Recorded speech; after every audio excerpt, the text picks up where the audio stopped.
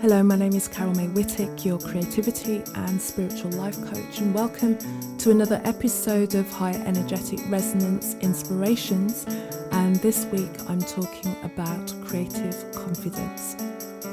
A quote from Tom Kelley, who wrote the book Creative Confidence, Unleashing the Creative Potential Within Us, is: creative confidence is about believing in your ability to create change in the world around you. And before going deeper into the episode, I just want to remind you, if you're listening to this prior to the 10th of July 2024, 7 p.m. UK time, then there's still time to join via the link in the show notes to my Creative Confidence Masterclass. If you're listening to this after that date, fear not, please sign up anyway, because this is going to be a monthly occurrence, building on your creative confidence. Within the masterclass, I will guide you to rediscover your creative abilities, explore spiritual practices to enhance your creativity, build a strong connection with your intuition, and see how you can integrate creativity into all aspects of your life. I look forward to seeing you there. So over my life, I have used my creativity for what you may call the obvious ways of using creativity. So songwriting, piano playing, singing, blog writing, book writing, speech writing, graphic design, clothes making, interior design, video and sound editing, podcast producing, branding, website designing, cooking, fashion styling, and entrepreneurship, and many more applications that I probably can't bring to mind at this moment in time. And while people might say, well, it's okay for you, you're a creative person, and I'm not a creative person, and deny that they're a creative person, I want to share with you why that is not true. And the outlet that you use is just the outlet that you use. It doesn't have to be the arts. That's not what creativity is. The previous list that I gave you of all the different applications, each of those things were very different. I was pulling and relying on the same source of my own creativity. There's a process, there's a stream that can be accessed, if by me, then by anybody else who chooses to. This is something that's available to everyone. It's being used by everyone all the time, but more so by people on an unconscious basis, because they are denying their creativity. And that in itself is your creativity. And I'll go into that a little bit further. When you understand what creativity is, what the process of creativity is, when you're able to tune into the stream of your creativity, to be more aware and intentional with how you ignite and strengthen your own creative powers, then you'll realize that you're able to direct it into anything that you want. And that's when you develop the confidence, because you realize that, okay, there's nothing that I can't do. It means that you have the confidence then to say yes before you know, KNOW. And you may have heard me say before that creativity is spirituality. And I say so because I see no other way to describe what is happening around us all the time, that the evidence of it is blatant in our own lives. We live in a world, it operates today in a way that we couldn't have imagined even 5 years ago. And despite all of the issues that we're having in the world, there always seems to be new concepts, new businesses, new styles coming forward. So creativity is our innate desire. It's our desire to put into the world solutions, to add beauty, to add ease, to create advancement. And without that, that's when we feel that there's no hope. When we do not allow ourselves to create, we get into the state of feeling depression, anxiety, confusion, despondency, and we outsource the creating of our solutions to other people, and they will never, ever be what we need. Creating and the idea of creating excites us. The prospect of having something new gets us all excited. We always want to see something different in the world. It gets us passionate, it gets us talking, it gets us eager to see what could possibly happen. Look around the space that you're in, and even if you're in nature, the fact that you're able to listen to me in the middle of nature is proof positive that creativity is always happening, because this was not something that we would have been able to do, but somebody brought it through. Something, some stream, some force of desire made that come and be something that is possible for us to experience in this day. And that's when we're bringing something from a non-physical space into a physical space. That's us tapping into the spiritual area of ourselves and using some magic, some alchemy, our creativity to bring that through. So then let's think about the world situation, because yes, wherever you are in the world right now in 2024, many things do look very bleak, but also think about what else are you noticing. Can you also recognize that never before has there been so much evidence of creativity? Social media, whatever you think about it, is being fed by millions, by billions, you can say, of content creators, each discovering that they have a niche of expertise, sharing that and finding that there are people who resonate with what they do. And then some of those audience are then inspired to create themselves. So this creativity has almost like this contagion effect where it's igniting each one of us to put something back into the world. And it doesn't have to be complicated. Your life, your experience, the mistakes that you've made, the wrong turns that you've experienced, your disappointments, your losses, your gains, your laughs, the things that you love, the things that you dislike, all of those create within you a desire for something else. Whether it's just changing your own life or whether it's changing other people's lives, that's creation. Think about how many more podcasts there are, how many more blogs there are, how many more online courses there are. And then you might be saying, well, I don't want to spend all my time on the internet. And that's fine, because for as many people who are doing things online, it's sparking with others a reaction of, I want to get off devices. I don't want to do things online anymore. So then they are creating more offline spaces. So either or, whatever is being created is spurring a reaction and a response in other people that is then creating something else. And we can't turn away from technology. It's here, and we need to align with it by aligning with our own selves and allow it to help us to spread our message and connect with the people who desire to feel what it is that we're creating. The growth and the possibility is everywhere. This is why we were here. We're here through creativity, and creativity is our purpose and our reason for being. So how do you get started? How do you get started to the place where you feel that you are confident in your creativity and that you have the ability to create? Well, it first comes from your identity. Who are you deciding that you are? If you decide that you are a creative person, then you are a creative person.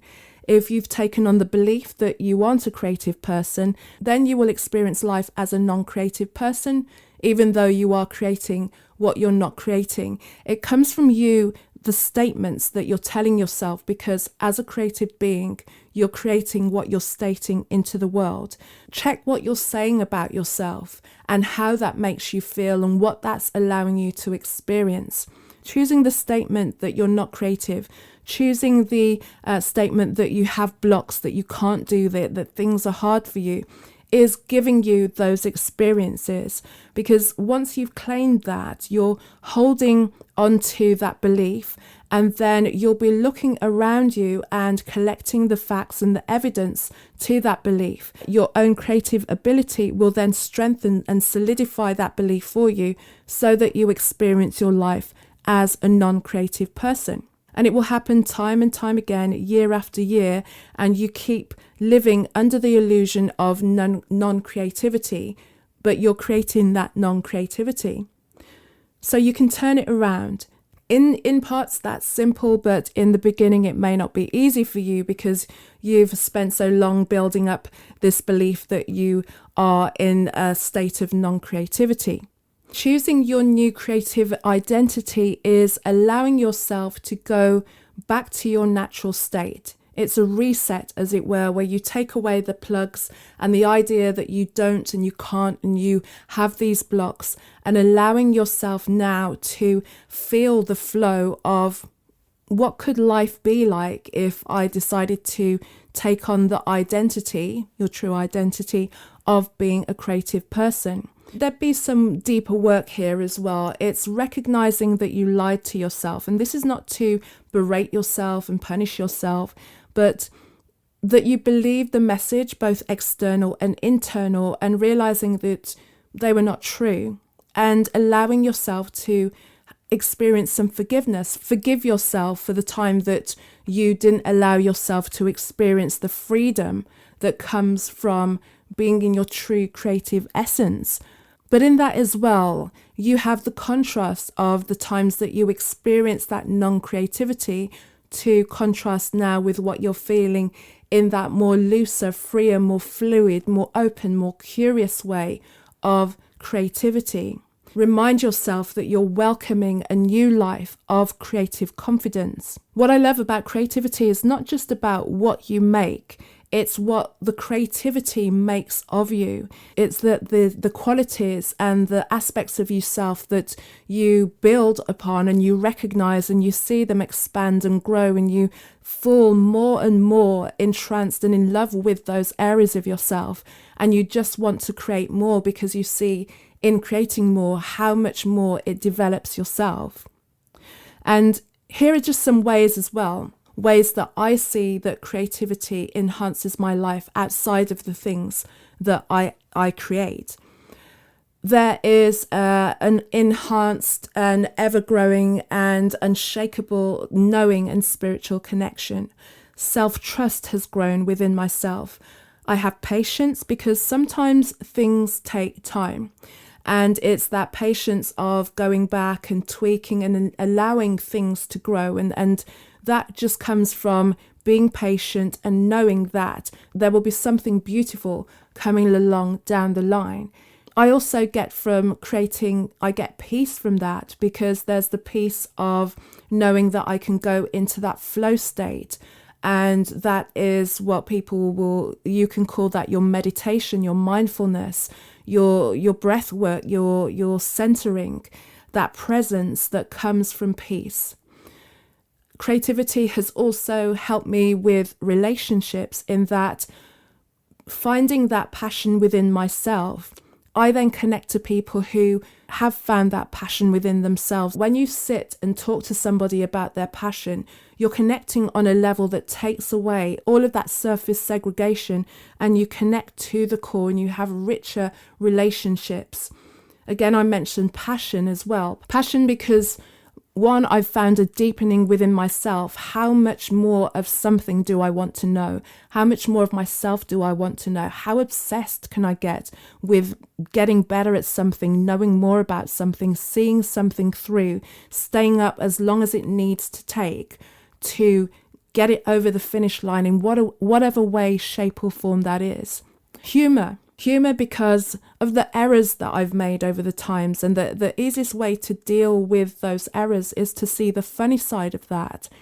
I've developed desire because I always desire to see a job done. I always have this passion to feel what it feels like, to know that I've absolutely done my best as well. It's raised my own standard within myself. And I know that I could very easily put things out at varying different levels of completion and have the nod of it's okay, it's doable.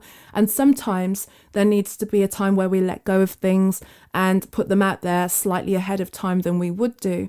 But also it gives you a level of knowing how much are you really capable of, what is your own level of expertise, how good can you get, how good do you want to get.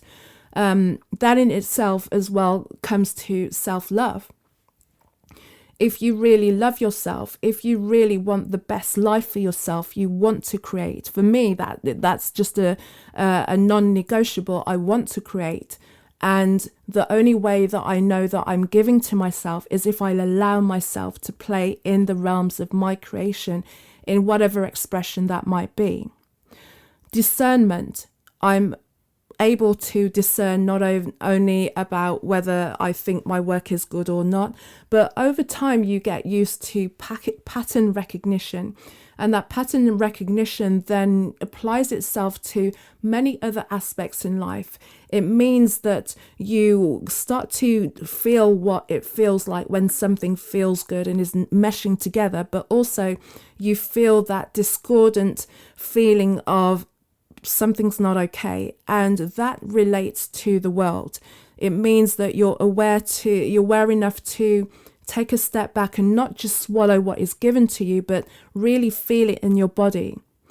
And that in itself will impact decision making. It means that when I know that something is right, or when I know I want to do something, when I've been given a short turnaround time on a piece of work, which recently happened, and I had pretty much less than 24 hours to come up with something, I just said yes, because I knew that somehow I was going to get it done. Somehow the idea would come.